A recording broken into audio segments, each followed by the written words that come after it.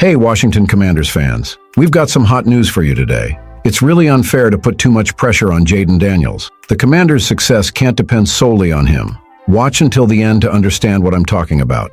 First off, no NFL team had a busier offseason than our Washington Commanders. It all started in January when owner Josh Harris made a radical change. He fired coach Ron Rivera and brought in Adam Peters as general manager and Dan Quinn as the new head coach. It was a big shakeup, but it shows Harris's desire to transform the team. But before we dive into more details, don't forget to leave a like. That's all I ask. Back to the news. After this upheaval in the coaching staff, the action continued with the release of some veteran players and an intense free agency, where we signed over 20 new players. And then there was the 2024 draft, where we selected 9 new talents and signed 11 undrafted free agents. With so many changes, the big question is, how much better are we in 2024? Of course, we'll only find out the answer when the games start in September. But you can already feel a different energy, with an improved roster and a highly respected coaching staff. This gives us a good dose of optimism for the upcoming season. Seth Walder from ESPN analyzed the offseasons of all 32 NFL teams. And guess what grade he gave the Commanders? A surprising C+.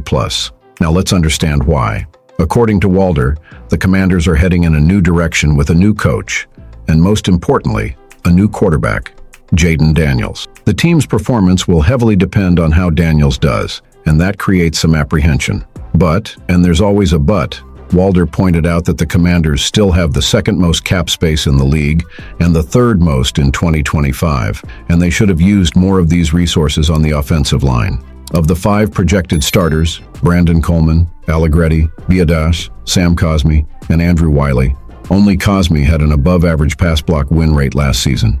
And that's not good for protecting a rookie quarterback. The departure of Kendall Fuller as a free agent was also a significant loss on defense, leaving a weakness at cornerback. It's hard to disagree with much of what Walder said. Many Commanders fans agree that the team didn't do enough to strengthen the offensive line.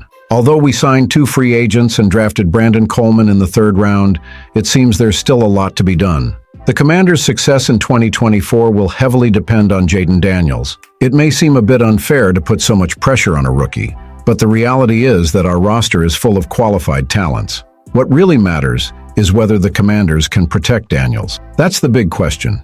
We can't demand so much from Jayden Daniels. Nothing works under that much pressure. Based on what the Washington Commanders did on defense, the C+ grade seems low, but we'll only know the truth when the games start.